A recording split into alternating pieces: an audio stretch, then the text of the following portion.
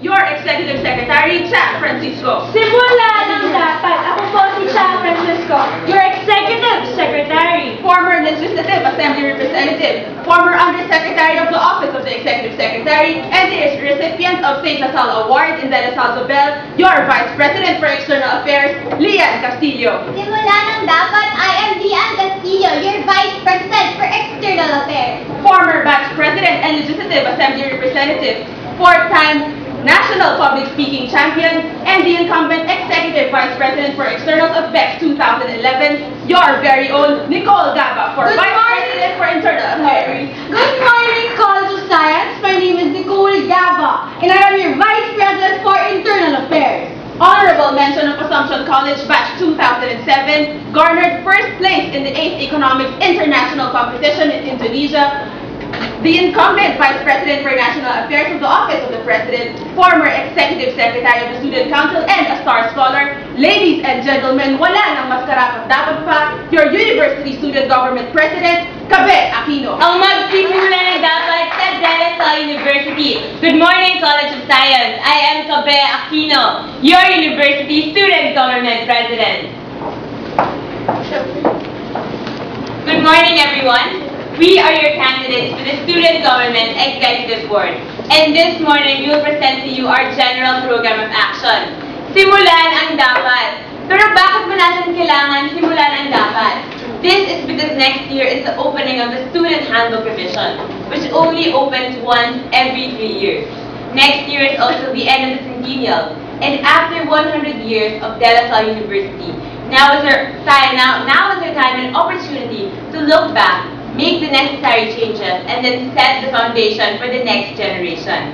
Kaya, simulan ang dapat. Pero ano ba talaga ang dapat dito sa loob at sa labas ng ating universidad? College of Science, pag-usapan natin ang dapat. Pag-usapan natin ang ibinulgar ni Heidi Mendoza tungkol sa AFP. Evidences reveal that apparently some officials are using the funds of our country for their personal interest. Ayos lang ba sa inyo na ang perang pinaghirapan ng magulang ninyo mapupunta lang sa bulsa ng corrupt government officials?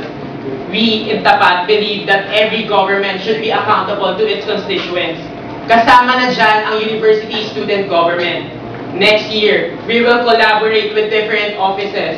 We will be transparent in our budget allocation dahil bawat piso sa pondo ng USG galing sa tuition na binayaran ninyo.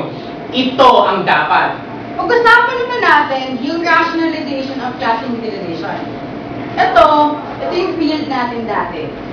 Ito naman yung field natin ngayon.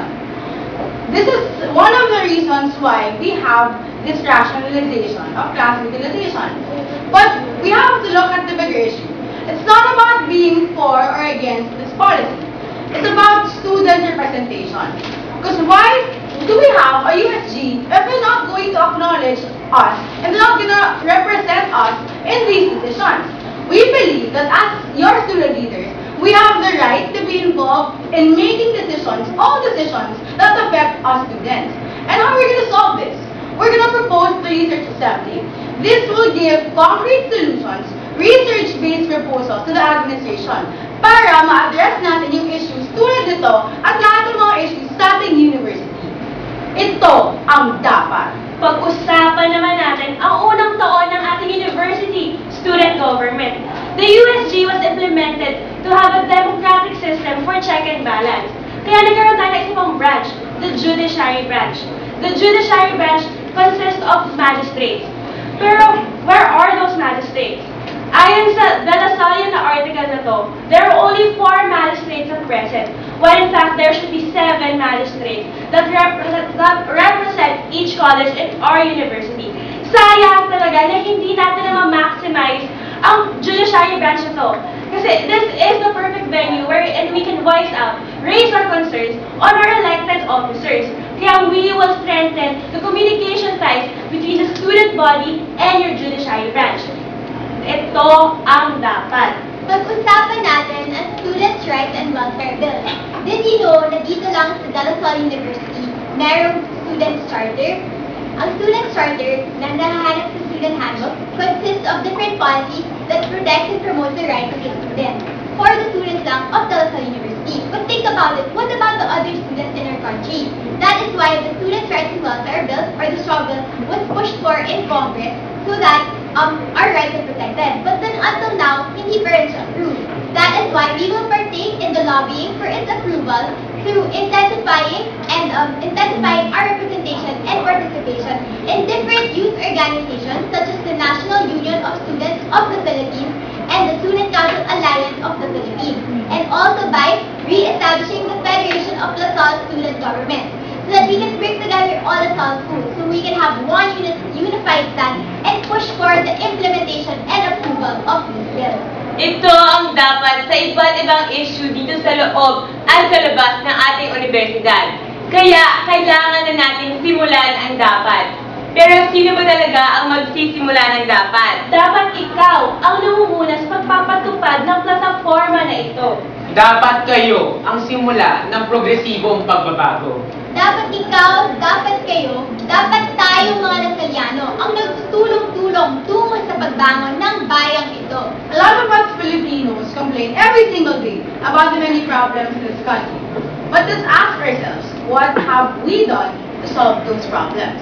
Because as future Lasallian scientists, you have to recognize that you have the power to solve issues like this. And you have the power to change this country. This is what we offer all of you this general election.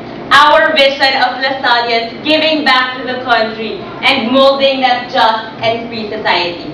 Once again, we are your Student Government Executive Board. Simulan ang dapat. I am Ian Villaruel, giving justice to the office of the Executive Treasurer. Simulan ang dapat. Ako po si Chuck Francisco, giving justice to the office of the Executive Secretary. Simulan ang dapat, I am Lian Castillo, giving justice to the office of the Vice President for External Affairs. Simulan ang dapat. I am Nicole Gaba, proud to be a former stats major, giving justice to the office of the Vice President for Internal Affairs. Simulan ang dapat.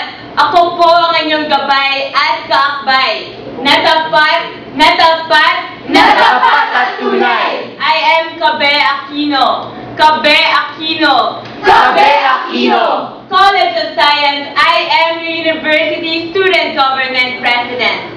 And please don't forget for your batch level candidates. Harnessing the potential of Focus 2010, I am Nikki Atienza, your next batch president. Delivering a progressive student governance, I am Maggie Lemo, your executive vice president. Defending your right for progressive education, Focus 2010, I am Maggie Caparas, your Legislative Assembly representative. At ako naman po ang inyong gabay at kaakbay. Natapat, natapat, Natapat at tunay. Miko Buluran, Miko Buluran, Miko Puluran. College of Science, I am your college president. This general election, we urge you all to vote straight Tapat. Because when you vote straight, you're not only voting for individual candidates, but you are voting for the platform that will set the foundation for the next generation. When you vote straight, sinisimulan mo na ang dapat. Vote straight Tapat. Vote for a just and free society.